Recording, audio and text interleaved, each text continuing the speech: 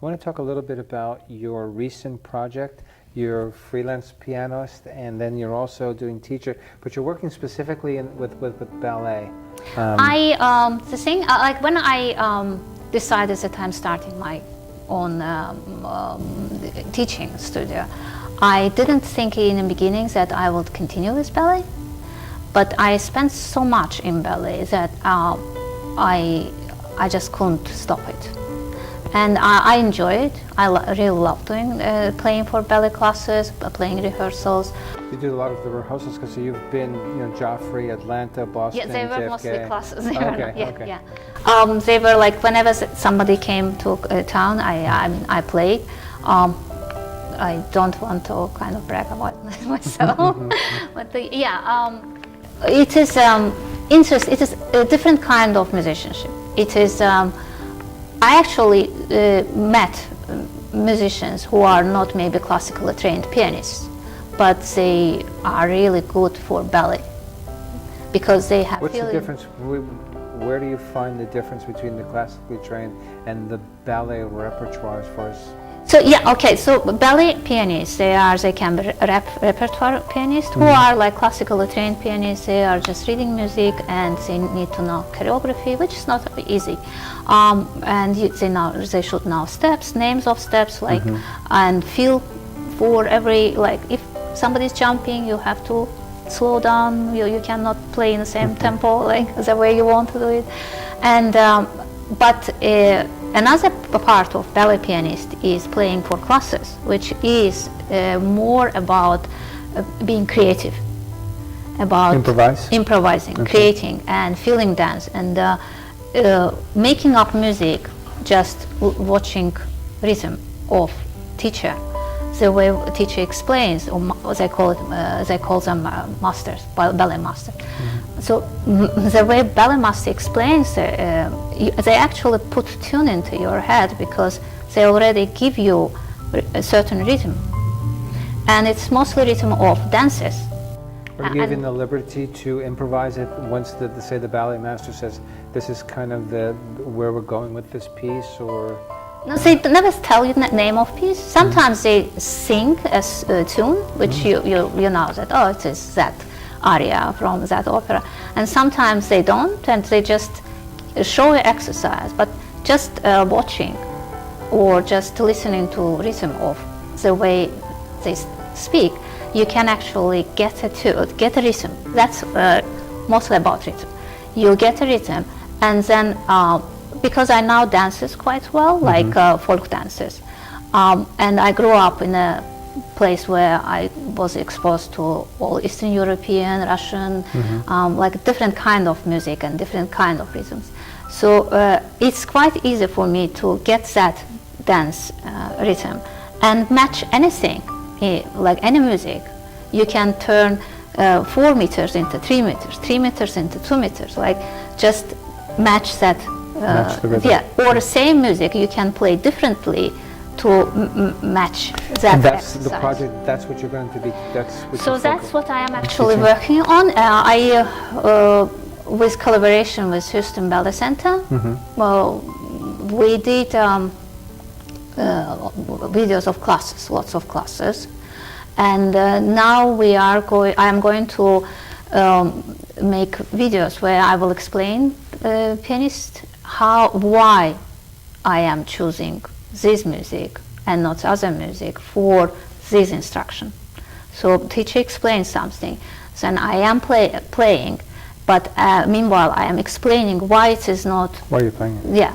So and I am teaching right now somebody who wants to be ballet pianist, and that helps me because I have so much material, and it's good to actually put it into words and start, not just like, oh no, I have writing here, I did some memo here, but now teaching about it, and I want to make videos and put on YouTube. I am not, I just think that lots of pianists could be better ballet pianists if they actually knew how to do it. Right. Because like so many people want to do it, and but it's quite hard if you are learning it yourself. It's much easier when somebody actually, like I was very lucky. I met a couple of pianists. They just said one word or something like, oh, for adage it should be overwhelming Chopin. And for not musician doesn't make any sense, like too much of Chopin, right? And tacky a little bit. But for musicians, you know what it is, like lots of feeling, lots of, because that kind of dance, like that kind of exercise where they're not moving a lot, but you have to fill a room with music, so they have a feeling they're actually dancing.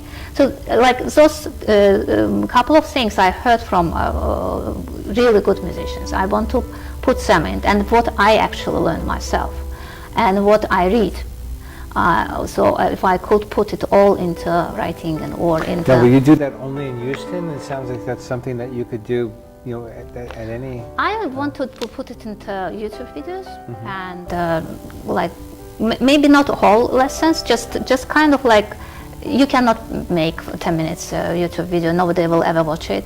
Maybe like 2 minutes of this exercise, and why. So it's just kind of like introduction for somebody who started or who got a job. Like I was in that situation, I got a job, I didn't actually know how to do it, and I was just learning and doing like watching, but it wasn't systematic things. Like it was a little bit of that knowledge, but if somebody puts it, then it will be good for all pianists who want to be in that business. It's an amazing place to be. It's a lot of opportunity. Yes, maybe not a lot of opportunity, but it's a lot of. I mean, if you are a creative person, if you like composing, if you like improvising, if you want to dance, like I have always feelings that I am dancing with them at the same time. I think you should, no? As you play, right? Yeah. So that yeah. Yeah, no, I am not that good. Maybe, but I am not belly dancer. So anyway, it's just, it's fun.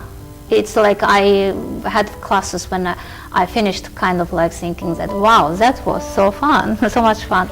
And you'll continue to teach your classical, yes. your students? And, yeah, okay. Classical, students, yeah. And then you continue to play with the Houston, you're still with the Houston Ballet? No, I am not with Houston Ballet, I am Houston Ballet Center. Center, yeah. Okay. And did you say that's in Cyprus? I'm sorry. It is in Jersey Village. Okay. Yeah, and it's an amazing place. If somebody wants to go to take ballet classes, I really believe that their students are really good. And they have their own company. Like older and stronger students, they are in that company, and they constantly perform. They have lots of performances. Is that a stepping stone to the Houston? Actually, a couple of their dance students, they are now in the Houston Ballet's company. Like it's very competitive, isn't it? Ballet world? Yeah, must be. It is quite hard to get out. Yeah, and it's hard work. Sure. They are working. I thought musicians work hard, but after I saw ballet dancers, we don't do it. Yeah. Wonderful. I'd like to also have you play something for us, whether that be you have so many different things that you can bring, something that you'd like to play, something that we can bring to the audience as well. Okay, I could try different pieces. Something you like, something that we can share with the audience. Okay, I will play a piece from my country. Yes. It's folk. We never spoke about you. You originally is Azerbaijan. Azerbaijan, yeah. Yes, okay. It's quite hard to pronounce. Yes. Yeah, I am from Azerbaijan, and I lived there and all my life almost, and I didn't even think that I would leave one day. But I left because my husband needed to change jobs, so we moved, and now I am actually thinking... How long have you been in Houston? Oh, 10 years. 10 years, okay. Yeah, and in 2008, and I never thought that Houston will be my town, because it was so far. Most of us that come here never think about it. It was so far, I didn't know anything about them. We sometimes, you know how when you live too far from some places and you don't study actual geography or history of the place, to you it is very strange. kind of like I Yes. don't even want to go there. But Houston's nice. I like Houston, and obviously Houston likes me. And people are nice and friendly, and Tarana, before we close, one thing I'd like to hear your comments about is how you teach adults and adult lessons. Adult lessons. So it is different. Obviously they don't use same books. They don't use same method, and you have to be flexible if you are teaching adults, because they have their life and they have work, they have other commitments. So I don't push them like, oh, you have to have at least once a week lesson. I'm like, whenever you can, let's have lesson, and I will give you something to do, and we'll just communicate if you. Do you give them the same education piece as you do the children? No. Okay. It's just different books, different pieces, and sometimes they, because they heard a lot of music, classical music, sometimes they come, I want to play this piece, and you don't want to say, I don't think you will play it in the nearest future.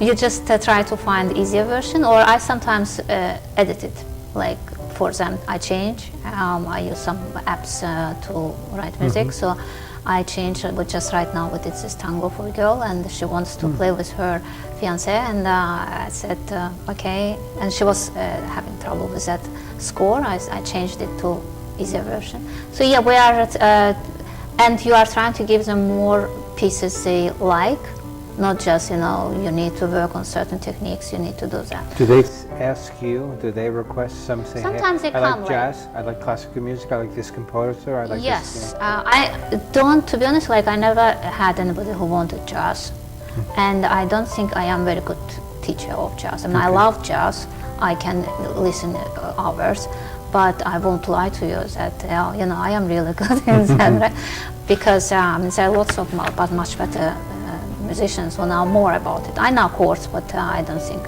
jazz is about chords. Yeah, but when they come with classical pieces, pop music, or I know, like sometimes they have big love for different piano pieces, about pop kind. So from some movie or from some programs they watched, and they sent me videos like, oh, I want to play for like that person. Okay, it's doable, we can do it. And some of them work hard. Like I have this girl who is traveling all week, that's her job, but she still manages when she's weekends home. She managed. Do you encourage your students to have their own pianos, their own acoustic pianos? I want them, actually, if it was my choice, they would all have acoustic pianos, because that's the only way to learn classical music. Sometimes you cannot decide, because I cannot decide, not sometimes, all the time, because some of them live in apartments, or they are worried about that, oh, I want to live in this place long, I will have to move. Then I am kind of like compromising with digital pianos, but like with pedals, like the piano, which Touch is and feel. absolutely imitation of acoustic pianos. Sure. But even they when they come to my house and when they play proper piano, they realize that what they're missing, and they start talking about it. Good. So yeah, it's important if you want to be a piano. Tarana, Taylor, thank you so much. This has been very, very exciting and enlightening, and I'm sure our audience is going to take away a lot. How do we get in touch with you? Or how would our audience get in touch with you? Yeah. My phone number is 713-302-4724. And you're building a website for yourself, right? Yes, I am working on it. Okay. And my email address is Tarana, Tarana, Taylor. Taylor, very simple. At yahoo.com. Perfect. Yeah. Perfect. Well, thank you so much for taking time out of your busy schedule. Thank you for inviting It's me. been a pleasure. Yeah, it was very interesting. Thank Thank you. you. Thank you.